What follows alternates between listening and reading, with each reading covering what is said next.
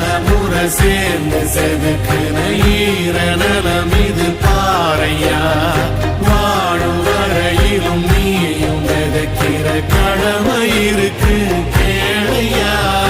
கோழி விளக்காயேந்தி கிடந்த வீடு இருண்டது ஏனையா.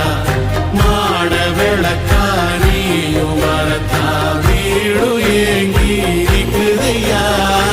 எத்தனை சாமி வந்ததையா, இது எந்தெந்த சாமி தந்ததையா. எத்தனை பாட்ட சொன்னதையா, அத சுத்துற பூமி கண்டதையா. அடிச்சு வீசும் காத்துல